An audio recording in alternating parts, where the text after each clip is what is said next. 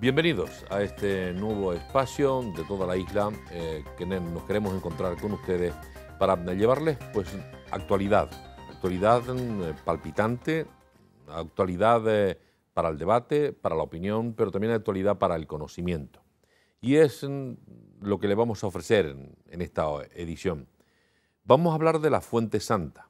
La Fuente Santa es un manantial termal sepultado por el volcán de San Antonio en 1700, por el volcán de Teneguía en la isla de La Palma en 1971, y que muchos han estado buscando desde hace siglos, pero que solamente ha encontrado un ingeniero o doctor ingeniero en Camino, Canales y Puertos de la Consejería de Obras Públicas del Gobierno de Canarias, don Carlos Soler. Contiene las aguas termales más completas, por así decirlo, en forma sencilla, de los balnearios que en estos momentos hay en Europa, mejores que los mejores balnearios de España o de Francia, incluso de Alemania. Y en estos momentos, después de descubrir de alguna forma las aguas, el proyecto de finalización está prácticamente paralizado. Se están haciendo algunas obras como centro de visitantes, cuestionadas y cuestionables, como todo. Pero de este proyecto vamos a hablar, y sobre todo de esta fuente, por lo que ha significado a lo largo de la historia, por lo que significa y por lo que puede significar como recurso turístico y también recurso económico. La historia de esta fuente, su hallazgo, ha llevado a que el ingeniero haya publicado un libro que tenemos aquí, del cual iremos hablando a lo largo de este programa, sobre la historia de la Fuente Santa. Este es el libro del que les vamos a hablar y que ustedes pueden también conseguir en cualquiera de las librerías de esta tierra. Don Carlos Soler, doctor ingeniero de Camino, Canales y Puertos, gracias por compartir con nosotros el tiempo y bienvenido. Muchas gracias y gracias a ustedes. ¿Cuántos años hace que usted está trabajando por y para la Fuente Santa? Pues exactamente 17 años. ¿Cómo empezó todo? Todo empezó en el año 1995, creo que fue el 23 de diciembre, cuando el alcalde de Fuencaliente, don Pedro Nolasco Pérez, nos llamó al equipo que trabajaba conmigo para que quería reunirnos y quería hablar con nosotros. Me acuerdo que la reunión fue en el Hotel Mencey, aquí en Santa Cruz de Tenerife, y allí lo que nos dijo es que quería que personalmente que nosotros dirigiéramos los trabajos para buscar la Fuente Santa. En esa época había una empresa suiza que llevaba ya unos años detrás de buscar la Fuente Santa. Entonces él dijo que, con buen criterio, que mejor había que asesorarse de la gente local antes que echar mano de los suizos.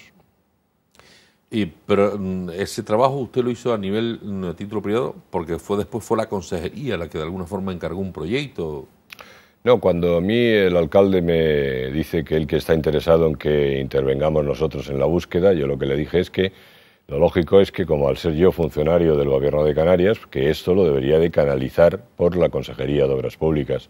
En esa época estaba de consejero Ildefonso Chacón, y entonces lo que hizo fue, a mediados de enero de 1996, el Ayuntamiento de Fuencaliente solicitó formalmente a la Consejería de Obras Públicas que se iniciaran las labores de investigación para encontrar la Fuente Santa. Y en ese momento el consejero me nombra a mí para que dirija los trabajos. Y desde ahí comienza toda la historia, todo el recorrido para descubrir la Fuente Santa. Sí, a partir de ese momento me asignan un equipo formado por Miriam Hernández y Miguel Ángel Sicilia, que Miguel Ángel es palmero, y ese equipo que me asignan, con Carmelo Martín también, lo primero que tuvimos que hacer fue estudiar qué era lo que teníamos que buscar. Y ahí empieza el principio de ese libro, porque ahí empezamos a descubrir, a base de meternos en los archivos, empezamos a descubrir una historia verdaderamente inaudita. Una historia primero de cómo era la Fuente Santa, qué personajes la visitaron, qué personajes quedaron además influenciados por la fama de la fuente. Luego vimos también cómo se sepultó, seguimos viendo también cómo la buscaron durante 328 años, como los 16 intentos de búsqueda, y con todo eso nos fuimos haciendo una idea, primero, de qué era lo que teníamos que buscar. Y luego también aprendimos otra cosa que fue fundamental, qué era lo que no deberíamos de hacer. ¿Por qué? Porque los 16 intentos nos enseñaron los errores que cometieron nuestros antecesores en la búsqueda. Eso también fue además clave para luego poderla encontrar. Antes de comenzar los trabajos, con toda esa información que ya ustedes tenían de lo que buscaban, de lo que había significado a través de la historia, de las vicisitudes que había tenido con los volcanes de San Antonio, estamos hablando de un volcán de 1677, y estamos hablando también del Teneguía de 1971. ¿Qué idea tenía usted de la Fuente Santa en ese momento? ¿Qué era para usted la Fuente Santa? Bueno, yo había oído hablar de la Fuente Santa y es muy curioso, había oído hablar a 3 o 4 personas. Yo me he dedicado siempre al tema del agua. Desde el año 78 yo estoy metido en el agua en La Palma, ahora últimamente menos. Pero al principio me acuerdo que me hablaron de la Fuente Santa 2 personas que yo recuerdo, Juan Fernández, que era presidente de la Cámara en Santa Cruz de La Palma, y luego también me habló mucho del tema de la Fuente Santa un canalero de Barlovento que se llamaba Telesforo. Luego también en Tijarafe me habían hablado también del tema de la fuente, incluso en Tijarafe fue donde me contaron toda la historia de la cruz, igual que Telesforo también. Pero yo no tenía muy claro el tema de la fuente. Yo sabía que había una fuente que se había sepultado, pero no.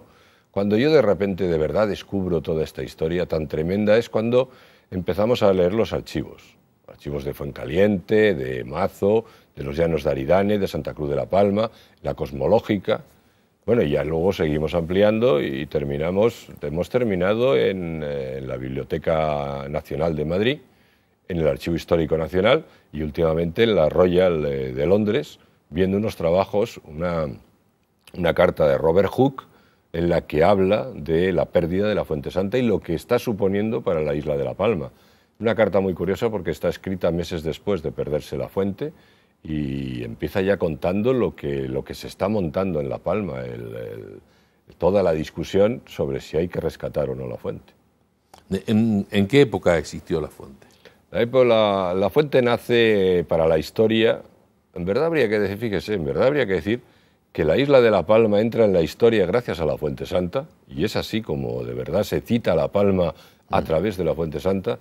Es en el año 1493 con la conquista de don Alonso Fernández de Lugo. Y está manteniendo todas sus virtudes y creando fama hasta el año 1677. Concretamente, el 23 de noviembre de 1677 es cuando queda sepultada bajo la erupción de las coladas del del San Antonio. 1677. Y desde ahí, bueno, desapareció por completo. Después, en 1971, el Teneguía pues, incrementó de alguna forma. Sí, pero el Teneguía no hizo más que sepultar lo que ya estaba tapado. Claro. Lo que hizo el Teneguía, la erupción del San Antonio fue muchísimo mayor. La erupción del San Antonio modificó toda la forma de la isla, de la punta sur. En cambio, el Teneguía lo que hizo fue echar coladas encima de las coladas. En cambio, eso a efectos de morfología. En cambio, a nosotros sí nos fastidió bastante el Teneguía, porque el Teneguía sepultó todos los intentos que se habían producido desde el 1677 hasta 1971. Nosotros no pudimos encontrar todos los intentos anteriores porque estaban bajo las coladas del Teneguía. De alguna manera, el Teneguía nos lo puso un poco más complicado. ¿Y qué significaba la Fuente Santa en la historia, en esa historia que usted descubrió? Bueno, la Fuente Santa para La Palma lo significó todo. Piense que la Fuente Santa, yo lo decía antes, que La Palma entra en la historia gracias a la Fuente Santa. Pero también la Fuente Santa es la que hace que el puerto de Santa Cruz de La Palma sea el más visitado de Canarias, o que la renta per cápita de la isla de La Palma sea la mayor de Canarias, gracias a los dineros que dejaban los enfermos. Tienen que pensar que un enfermo que la fama de la fuente se va a esparcir por toda Europa y por América. Van a venir enfermos, sobre todo de lepra y sobre todo de sífilis, van a venir de Europa y de América a la fuente. Entonces, en esa época que estamos hablando, en el siglo XVI y en el siglo XVII, alguien que venía a La Palma vendía toda su fortuna para pagarse un billete para venir a La Palma. Y además, no solo eso, sino tenía que sobrevivir en La Palma durante meses, que era lo que le iba a costar el tratamiento. ¿Y las aguas eran curativas?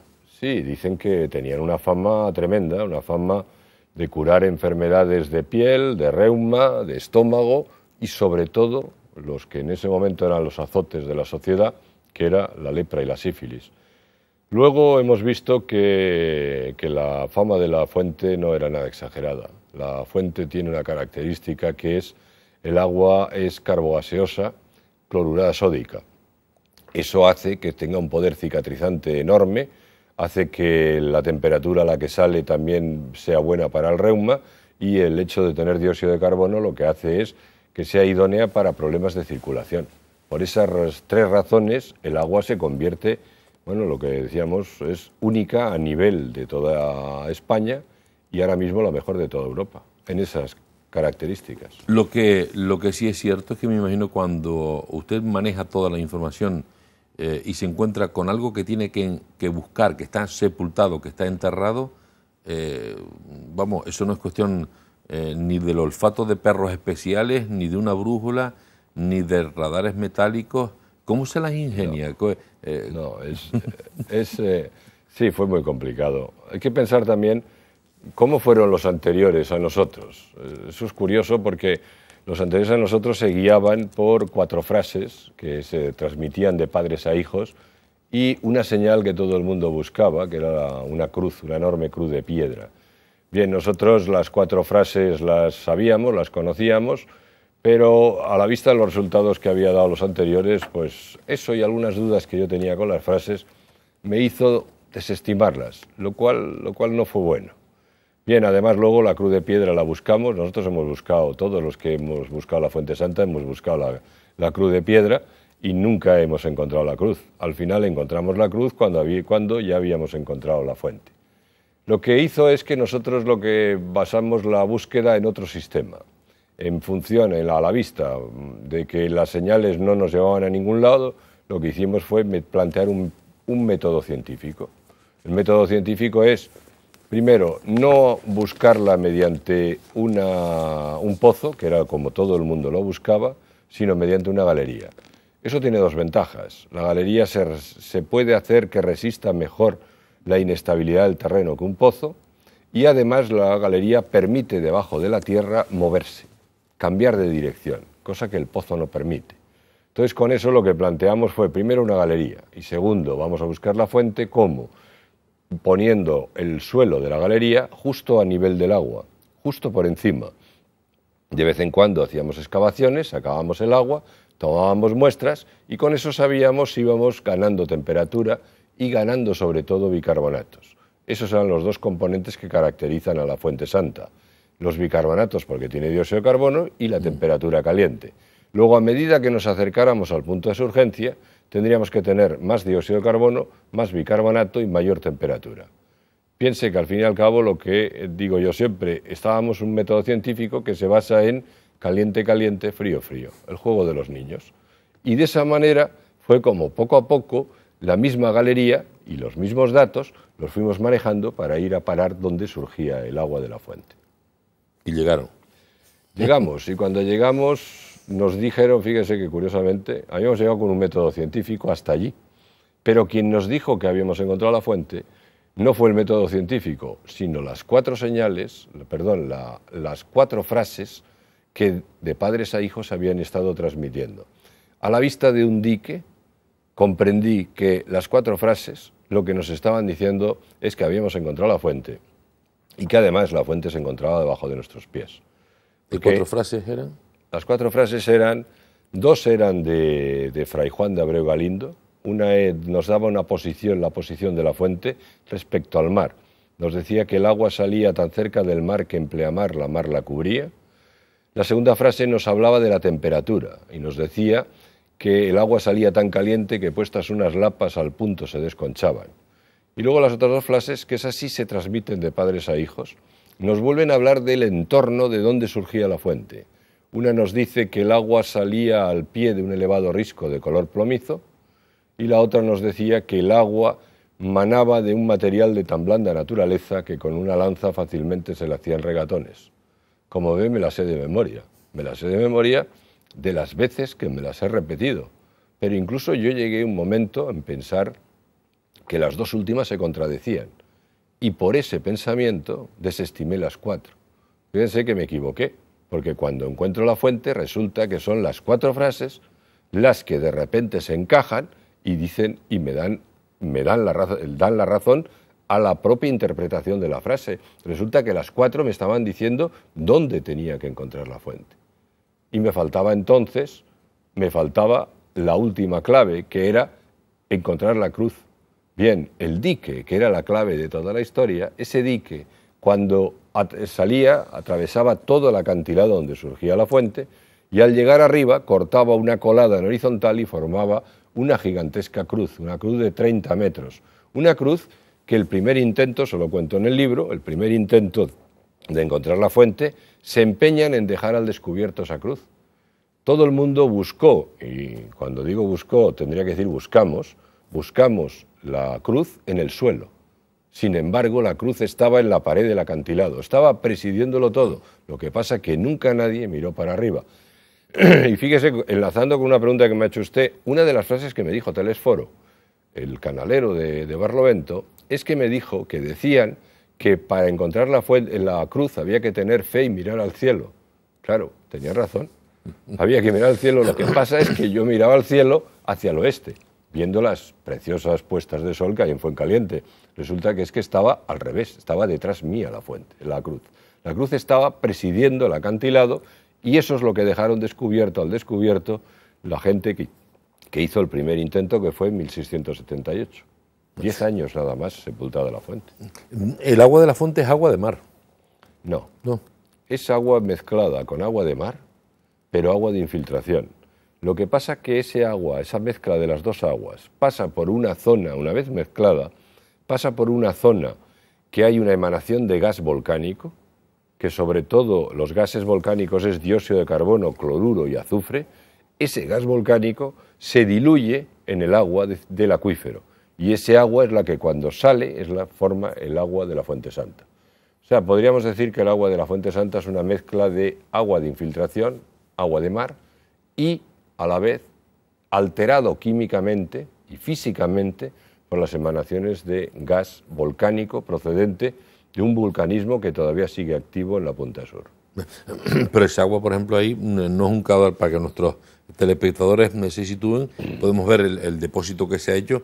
No es un caudal constante, eso es una cosa muy lenta. Sí, o sea, no es se regula automáticamente, por así decirlo, porque que no vayan a pensar que se llegó como quien llega a un dique en una galería, pica, encuentra el agua y está saliendo borbotones. No, además eso es una descarga que se llama, en términos de hidrología, se llama una descarga mareal. Es una descarga del acuífero sobre un acuífero costero. El acuífero costero está influenciado por el agua del mar, tiene oscilaciones. La gente en La Palma lo sabe, en los pozos, que el nivel oscila con la marea del mar. Entonces, cuando el nivel del pozo disminuye, el caudal de agua aumenta.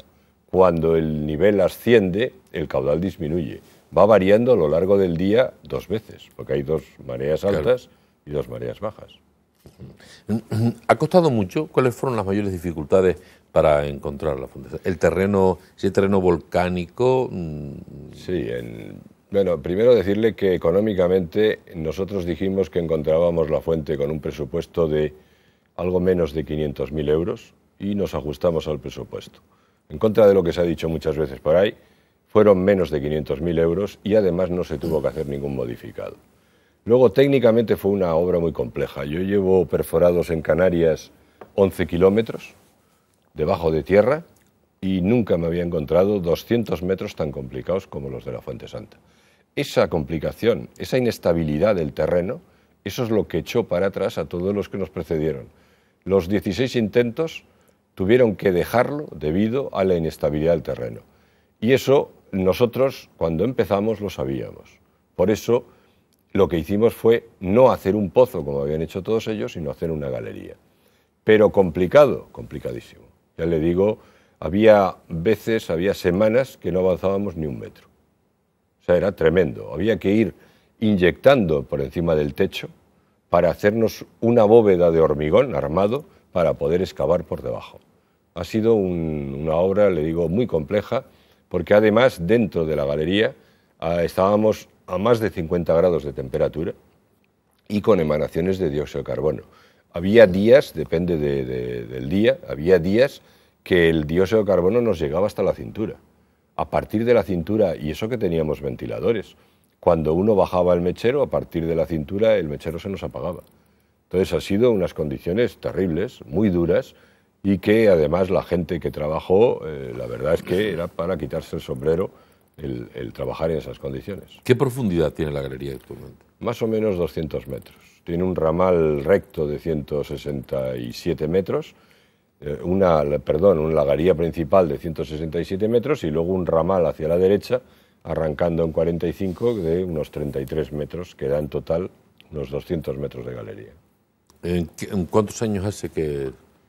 Bueno, la obra en sí, desde que aparece el alcalde Pedro Nolasco y nos dice que busquemos la fuente, hasta que las autoridades políticas dicen que la hemos encontrado, se pasaron 10 años. 1995, diciembre, 2005, en octubre de 2005, fue cuando se presenta en sociedad la fuente una vez rescatada. Pero en verdad, el tiempo que pasamos perforando fueron exactamente 1000 días, que son 2 años y pico. Desde el 2005 prácticamente han pasado ya 7 años y no se ha hecho nada, no se ha hecho absolutamente nada. Se han analizado las aguas porque las aguas de la Fuente Santa dicen los análisis que son las mejores aguas termales de Europa. Sí, en su género. Hay que pensar que las aguas termales se clasifican según los tipos. Las nuestras son cloruradas sódicas carbogaseosas. Eso ya de entrada las convierte en únicas. Hay cloruradas sódicas, como por ejemplo la Toja, pero no tienen gas disuelto. Hay aguas con gases, pero que son sulfatadas, por ejemplo las de Boí, las del Pirineo, las de Caldas de Malavella. Pero lo que no hay nunca en todo el territorio nacional es, y ya no solo nacional, sino incluso ampliándolo con Portugal y con muchos países de Europa, lo que no han encontrado nunca es aguas cloruradas sódicas carbogaseosas. O sea, componente principal sal marina, pero con dióxido de carbono. Son dos componentes que se oponen. Por esa razón es muy difícil encontrarlas. Solo hay 2 sitios en Europa que se encuentran ahora mismo. Uno es el balneario de Guayat, en Vichy. Vichy fue la capital de Francia. Fíjese la importancia que tuvo para Francia ese manantial. Y luego el balneario de Nauheim, cerca de Frankfurt, en Alemania. En los dos casos, ninguna de esas dos aguas supera la nuestra, ni en salinidad, ni en temperatura, ni en dióxido de carbono. La más completa, por tanto, de las 3 aguas ahora mismo europeas, cloruradas sódicas carbogaseosas, la más completa y la mejor, según dice la Real Academia de Medicina de Zaragoza y las cátedras de hidrología médica de Madrid y de Canarias, son las de la Fuente Santa, pero además con diferencia. Piense que Guayat tiene temperatura alta pero muy pocas sales y Nauheim tiene temperaturas muy bajas con muchas sales. El equilibrio que da los componentes de la Fuente Santa no existen en ningún sitio de Europa ahora mismo. Y con esos datos, con esas características, ¿qué cree usted que se puede hacer allí? ¿Un balneario similar al de la Toja? ¿Eso debe ser un balneario? No, mucho mejor que la Toja, muchísimo mejor. Ahora mismo se puede hacer un balneario, yo le decía antes, Vichy es una ciudad que nace como consecuencia de un yacimiento de aguas. Bath, en Inglaterra, nace porque hay un balneario. Spa, en Bélgica, nace porque hay aguas termales. Baden-Baden es una ciudad de 100.000 habitantes que vive alrededor de un balneario. Baden significan baños. Todo eso se ha generado, esas ciudades se han generado a partir de unas aguas termales. La Palma tiene ahora mismo las mejores aguas termales de Europa. O sea, esto es lo que podría darse, como dijo una vez Antonio Castro, consejero de Obras Públicas, es volver a hacer el mejor balneario del Atlántico. Eso es lo que habría que hacer con las aguas termales. ¿Con eso qué se lograría? Hacer un punto, una atracción turística de la isla de La Palma y dar un turismo alternativo y un turismo con gran poder adquisitivo, que es quizás lo que hace falta no solo en La Palma, sino también en Canarias. Lo que ocurre es que ahora, con los presupuestos, porque además hay que hacer todavía mucha más obra para que esa cueva, esa galería, ese balneario sea visitable, o sea, que ahora no puede ser visitado, hay que hacer mucha más obra, ¿no? Sí, pero yo creo que, como decía usted, la administración, la iniciativa pública lleva 7 años. Yo creo que ya con 7 años ha demostrado que no. Entonces, quizás haya que dejar paso a la iniciativa privada. Yo pienso que esto es un tema de la iniciativa privada. Evidentemente, la pública tiene que colaborar, pero eso es muy fácil. Eso se ha propuesto desde hace ya 7 años, desde que se encontró la fuente. A mí el consejero me encargó que hiciera una idea de un balneario, Antonio Castro, y yo le di la idea de un balneario. Después de llevar 17 años visitando balnearios, pues sé cómo funcionan, y cómo funcionan ahora es a partir de una sociedad en la que se empieza con, entrando en la sociedad, entra la administración. ¿Cómo entra? Pues entra el ayuntamiento, entra el cabildo y entra el gobierno. El ayuntamiento facilitando los datos, el cabildo teniendo en cuenta que ahí hay problemas medioambientales o problemas con costas, también entra el gobierno. Cada parte de la administración tiene que dar su parte y luego tiene que venir el capital privado. El capital privado es el que tiene que terminar haciendo el gran balneario de la Fuente Santa. Porque, bueno, se ha hablado mucho de posibles proyectos, se ha hablado mucho incluso de centros, porque cerca de esa Fuente Santa hay un hotel, pero da la impresión de que no hay nada definido, porque no. También hubo en su momento una media guerra entre el ayuntamiento y el cabildo, porque el ayuntamiento quería la Fuente Santa para él por la explotación, pero depende del cabildo como es un tema de aguas, que el Consejo Insular de Agua, el gobierno de Canarias estaba también por medio. Bueno, ahí hay se han montado un lío entre ellos, evidentemente, pero un lío que es muy fácil de arreglarlo. Piense usted que ahora mismo la declaración de termalidad, lo que es el título del aprovechamiento del agua está en el Ayuntamiento de Fuencaliente, y en cambio el Cabildo lo que tiene es que se le entregó, el Gobierno de Canarias le entregó la obra. O sea, la obra es del Cabildo, el agua es del Ayuntamiento. Bien, ahí no hay ningún problema. Si se hace una sociedad, cada uno entra con su parte. Pero además, piense que también va a intervenir costas. Entonces también tiene que entrar el Gobierno de Canarias, pero además interviene Sanidad, porque vamos a hacer un balneario. También tienen que intervenir. A todo eso se hace una sociedad en que cada uno coloca su parte, y con esa parte se deja luego el capital privado para que ponga el capital para hacer el balneario. Hoy en día, en toda Europa, los balnearios, ningún organismo público los ha hecho. Son todos capitales privados. Hay empresas dedicadas a construir balnearios. Los diseñan y los construyen. Lo que tienen que hacer es darle las facilidades. Claro, los organismos tienen que facilitarle el tema. Claro. ¿Y usted ve allí un gran balneario en relación, para que nuestros telespectadores se sitúen, en relación con los que se conocen en la península, en Europa? ¿A qué altura, aparte de que las aguas son mucho mejores, a qué altura y qué rentabilidad, qué atractivo turístico, comercial, económico podría tener?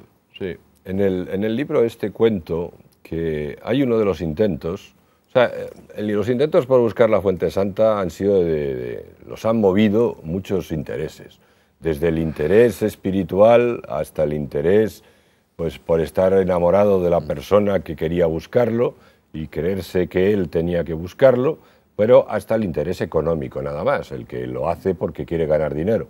Bien, en ese capítulo, el que lo quiere hacer, uno de los personajes, ¿por qué? Es porque conoce cómo se mueve todo este tema a nivel de la sociedad.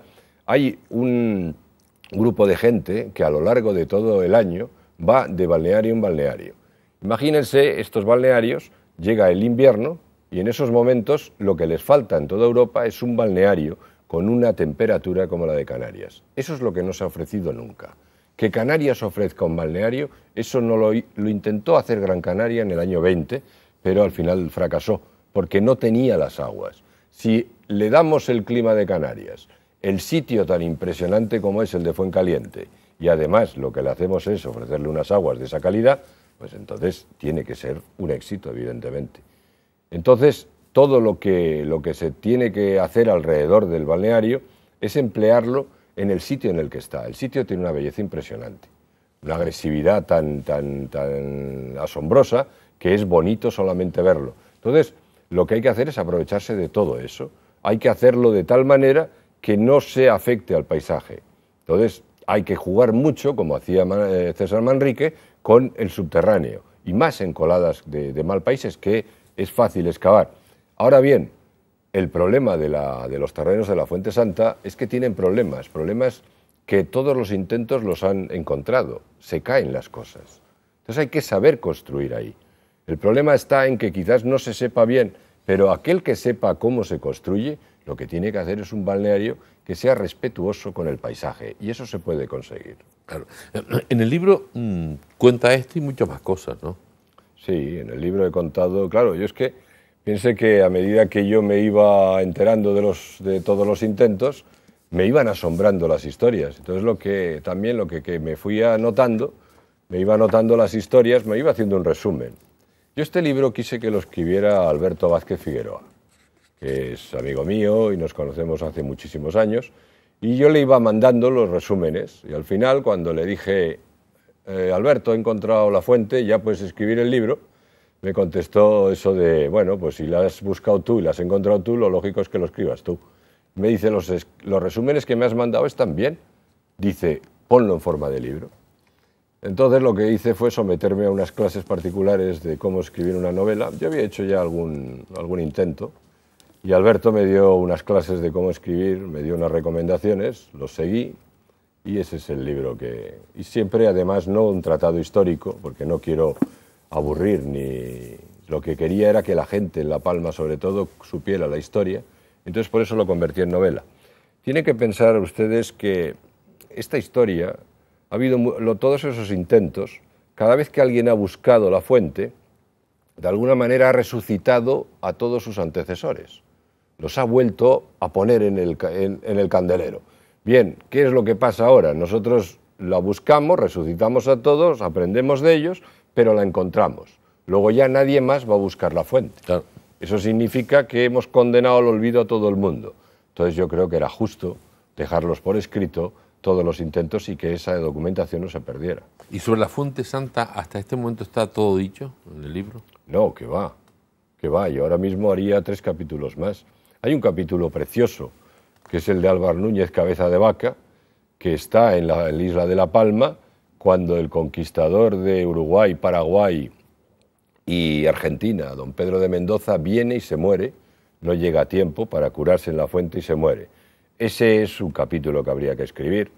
Habría que escribir también otro relacionado con la Ilustración, un capítulo nuevo, y evidentemente hay otro capítulo que era la lucha de Robert Hooke, el inglés, que es el último que acabamos de descubrir, el enemigo de Newton, de Isaac Newton, cómo el hombre se involucra en el tema de la fuente y cómo le llega a asombrar toda la historia de la Fuente Santa. Esos son por ahora los 3 capítulos que yo escribiría además en este libro. Y tengo 2 o 3 líneas más de investigación que terminarán en más cosas, porque lo que nos estamos dando cuenta es que la fama de la Fuente Santa Lola en toda Europa era mayor de lo que nosotros imaginábamos. Mayor que en La Palma. Mucho mayor que en La Palma y mucho más de lo que yo he dicho en ese libro. ¿Hay milagros constatados? Sí, bueno, hay un milagro que es el de don Pedro de Mendoza. Ese milagro es asombroso. Don Pedro de Mendoza tenía sífilis. Don Pedro de Mendoza era la mano derecha del emperador, de Carlos I. Era en ese momento el hombre más poderoso del mundo. Bien, este hombre había agarrado una sífilis en el saco de Roma y cuando le nombran adelantado, al final lo que hace es que va a demorar la salida de la expedición del adelantado de los mares del sur, la demora durante un año porque hay un médico, que es Francisco Monardes, que le va a intentar curar. Bien, este médico durante un año tiene a don Pedro de Mendoza sometido a tratamiento y no consigue. Fíjese que lo que no consiguió Monardes en un año, lo consigue la Fuente Santa en un mes solo. Y en un mes solo le da fuerza para que durante 3 años don Pedro de Mendoza conquiste todo el cono sur e incluso funde la ciudad de Buenos Aires. Ahora, ahí se están haciendo una serie de obras dicen que para el centro de visitantes, nos da la impresión de que, y pone en manifiesto que no hay planificación, porque se hablaba también en un momento de una empresa para extraer el agua para comercializarla embotellada. Con usted no se ha contado para nada. O sea, la persona que más sabe en estos momentos de la Fuente Santa, el ingeniero que más sabe de la Fuente Santa y que puede aportar ideas, se ha contado por qué se está haciendo, qué sabe usted, cómo ve usted lo que se está haciendo.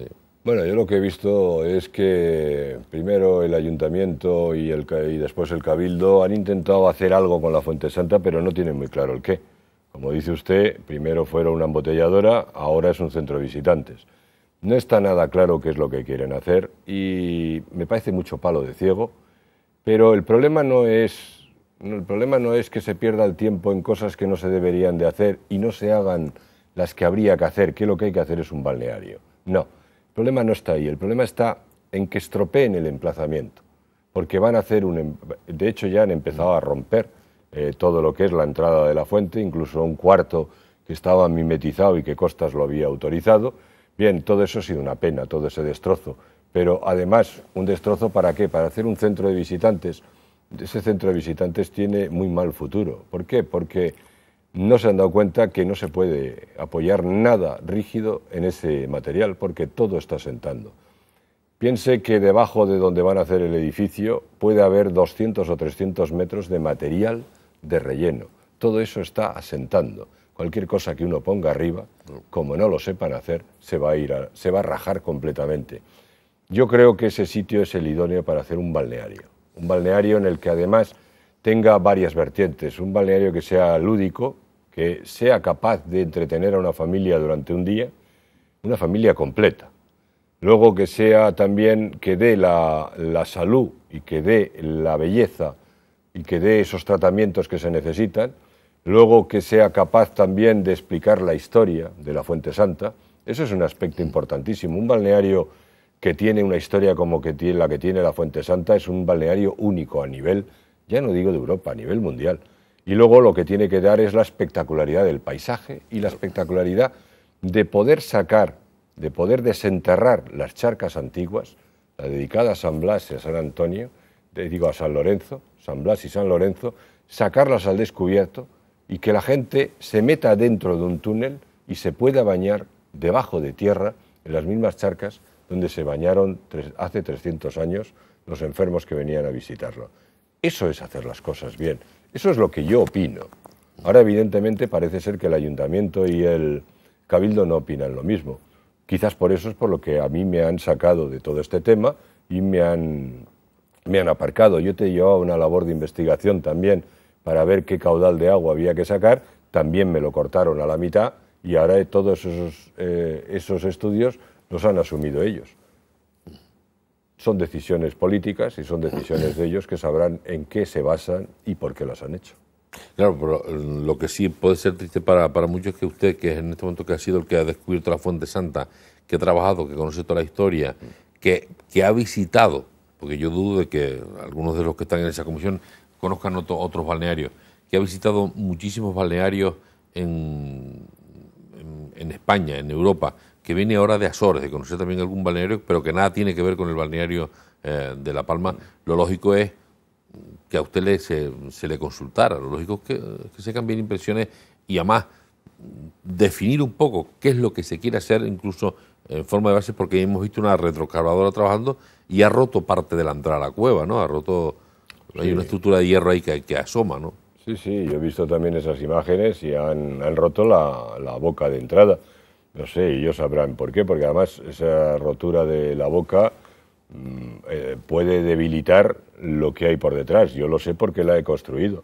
Yo sé cómo está hecho eso. Ellos no lo saben, porque no solo no estuvieron, sino que además no lo ven, porque está forrado de piedra, luego por tanto no lo pueden ver. Entonces yo creo que se están equivocando. Pero ya sabe eso de que cada uno el tiempo lo pondrá en su sitio. Yo emplazo a que vean qué es lo que va a pasar. Si se hace un centro de visitantes, yo creo que ese centro será una ruina. No solo económica, no. El problema no es que sea económica, el problema es que va a tener problemas de cimentación. Porque ese terreno siempre se está moviendo. Ese terreno se mueve porque yo lo he visto moverse. Ese terreno se mueve porque yo he estado 10 años allí y he visto cómo se han rajado las coladas. Coladas de basalto de 4 y 5 metros de espesor se han rajado, con que imagínese dónde van a ir las paredes del centro de visitantes. Claro. ¿Usted ha hablado con el ayuntamiento, con el alcalde? No ha hablado. No, yo tuve una conversación con el alcalde cuando fue el centenario de la erupción de aquí de Tenerife, y a raíz de esa conversación no hemos vuelto a hablar más. Con el Cabildo también tuve una conversación con la presidenta, y a raíz también de esa conversación no hemos vuelto a hablar. Ellos han prescindido de mí, entonces bueno, pues a mí me parece muy bien. Ellos tendrán sus asesores, pero lo que pasa que sí creo que cada uno tiene que responsabilizarse de lo que se ha hecho. Yo me responsabilizo de que encontré la Fuente Santa, ellos se tienen que responsabilizar a partir de ahora de lo que pase con la Fuente Santa. A usted eso sí, bien administrado, a usted eso le ve futuro. ¿Bien administrado? ¿El qué? ¿El centro visitante? No, la Fuente Santa. Hombre, la Fuente Santa, claro que sí. Bien administrado y hecho un balneario, yo les digo eso, como también dijo una vez Antonio Castro, piensen que La Palma se puede conocer en el futuro por la caldera de Taburiente y por la Fuente Santa. Y estoy de acuerdo con él. O sea, una vez que yo me he dado cuenta de lo que representa el termalismo en Europa, yo pienso que llevar 7 años con la Fuente Santa como está y ir haciendo centros de visitantes o plantas de embotelladora es perder completamente el tiempo. Creo que se está perdiendo una joya y creo que los palmeros deberían de empezar a darse cuenta de ese tema. ¿Qué siente, don Carlos? A ratos indignación.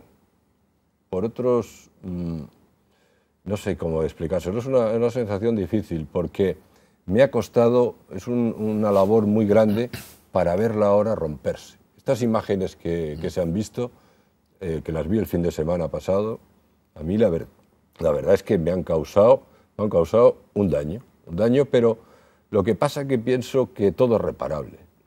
Hay más problemas que ese, hay problemas, por ejemplo, de que se estén equivocando y estén sacando más agua de la que deben, con lo cual van a salinizar la Fuente Santa.